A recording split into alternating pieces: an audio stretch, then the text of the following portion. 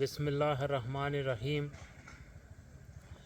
دین حلال گوٹ meat producer UK limited کے managing director حاجی محمد عجائب حفظہ اللہ کے حوالے سے میں آپ کے سامنے گفتگو رکھ رہا ہوں کہ انہوں نے اس عظیم الشان منصوبے کے لیے آزاد کشمیر کا انتخاب کیوں کیا۔ تو اس کی ایک وجہ تو یہ ہے کہ میرپور آپ کی جائے پیدائش ہے اور اس وجہ سے اس مٹی کے ساتھ ان کا ایک جذباتی تعلق ہے۔ دوسرا، انہوں نے اپنی زندگی کے ماہ سال UK میں گزار کر وہاں سے جو کمایا اور جو انہوں نے وہاں تربیت اور جو انہوں نے وہاں سیکھا اس کا وہ سمجھتے ہیں کہ اس مٹی کا اس ریاست کا ان پہ قرض ہے اور وہ قرض اتارنے کے لیے انہوں نے 10 سال سے اس منصوبے پہ کام کیا ہے اور اب جا کے وہ اس پوزیشن میں آئے ہیں کہ اس منصوبے کو زمین پہ لایا جائے۔ اصل میں یہ کام ہوتے ہیں حکومتوں کے، چونکہ حکومتوں کے پاس اقتدار ہوتا ہے اور جب اقتدار ہوتا ہے تو ان کے پاس اختیار ہوتا ہے، اور جب اقتدار و اختیار دونوں چیزیں جمع ہو جائیں تو پھر حکومتی بجٹ ہوتا ہے، اور حکومتی بجٹ کا مطلب یہ ہوتا ہے کہ بے حد و حساب مالی وسائل۔ لیکن یہ ہمارے کوئی اعمال کی شامت تھی یہ یا کوئی اللہ کی ہم پہ ناراضگی ہے کہ گزشتہ 50 سال میں ہمیں جو بھی حکمران ملے ہیں اس آزاد کشمیر میں، انہوں نے عوامی مفاد کے لیے کوئی قابل ذکر کارنامہ نہیں کر سکے، وہ یعنی کچھ بھی نہیں کر سکے۔ انہوں نے بس جو ہماری تاریخ ہے وہ یہی ہے کہ ہمارے ایک وزیر اعظم نے رشوت کے طور پر مرسیڈیز لی، دوسرے وزیر اعظم نے بطور رشوت تیسرے وزیر اعظم کو BMW اور مرسیڈیز بطور رشوت دی، کوئی وزیر اعظم نے دکانیں بنائیں، کسی نے پٹرول پمپ بنائے، کسی نے اپنی جائیدادیں بیرون ملک، یعنی یہ ایک بات ہے۔ اب یہ اس کا ذکر کرتے ہوئے بھی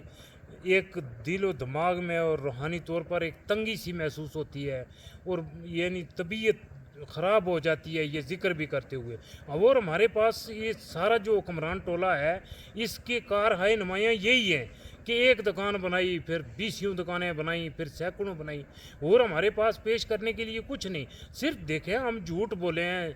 چاپلوسی کریں، دوسروں کو خوش کرنے کے لیے لفاظی کریں یا کہیں، لیکن جو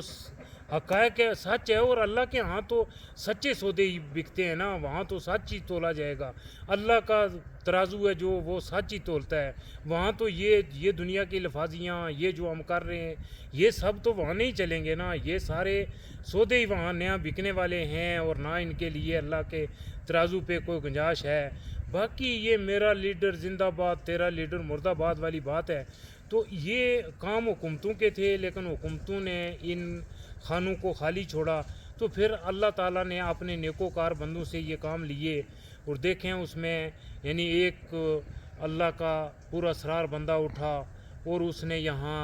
ریڈ فاؤنڈیشن کا قیام کیا۔ یعنی اس لفظ کے اندر اس کے معانی پر غور کریں، اس کے مفہوم پہ غور کریں کہ rural education and development foundation, اس میں پھر انہوں نے یہ آزاد کشمیر کی تعلیمی میدان میں صف اول کی NGO بن گئی، پاکستان کی بھی ٹاپ 2 پہ شاید یہ آتی ہے، روئے زمین کی بھی یہ ٹاپ 10 میں ہے جہاں بھی اس کی کوئی گنجائش بنتی ہے۔ تو اسی طرح کوٹ کا ادارہ ہے یا دوسرے جتنے بھی ادارے ہیں، یہ ان کے پیچھے ایک فرد کی کارکردگی ہے، اس میں حکومت اقتدار اختیار اور حکومتی سرمایہ بجٹ ہمارے بجٹ کل ملا کے وہ مرسیڈیز اور گاڑیوں پہ اور حکمرانوں کی عیاشیوں پہ اور ان کی جائیدادوں بنانے پہ گئے، نہ ہمارے پاس کوئی صحت کا نظام ہے، نہ تعلیم کا نظام ہے، نہ تو یہ حاجی صاحب نے اپنی دہائیوں کی محنت اور اپنے سرمایے سے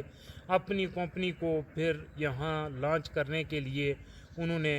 100 کنال سے زیادہ قطع اراضی کے اصول کو بہت لمبی اس پہ بھی انہیں جد و جہد کرنی پڑی ہے، چونکہ ہماری بیوروکریسی اور ادارے کام ہی نہیں کر رہے اور کسی کو وہ کام کرنا دینا پسند بھی نہیں کر رہے، اور انہیں کوئی ایسا بندہ چاہیے بھی نہیں ہے اس ریاست میں۔ انہیں اس طرح کے بندے، ہمارا جو نظام حکومت ہے، یہ ریاستی اسمبلی کا جو ڈھانچہ ہے، یعنی کمی یہاں کس چیز کی ہے؟ ہمارا اپنا صدر ہے، وزیر اعظم ہے، اپنی ریاست ہے، اسمبلی ممبران ہیں، اور وہ بھی کوئی تھوڑے سے نہیں، ہمارے پاس 53 اسمبلی ممبران ہیں، ہمارے پاس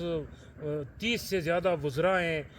سب کچھ ہونے کے باوجود ہمارے پاس کچھ نہیں ہے، تو کام اور کارکردگی کے خانے خالی ہیں۔ تو حاجی صاحب کو اللہ جزائے خیر دے، انہوں نے یہ یعنی اس شعبے میں آج تک یہ بکریوں کے لیے یہ موزوں ترین خطہ ہے پورے کرۂ ارضی پہ، اس پہ کام نہیں کیا گیا۔ اب انہوں نے جو اس پہ کام کا آغاز کیا ہے، تو ان کے جو ان کے اہداف ہیں، جو مقاصد ہیں اس کے پیچھے، اور جو ان کا ایک پاکیزہ مشن ہے،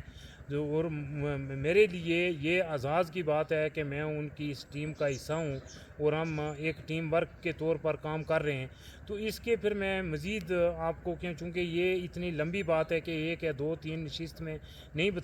بتائی جا سکتی، تو اس کو مزید آنے والی قسطوں میں انشاءاللہ میں اس کے جو رموز و اوقاف ہیں اس کو کھولنے کی کوشش کرتا ہوں اور آپ کے سامنے لاتا ہوں۔ وما توفیقی الا باللہ۔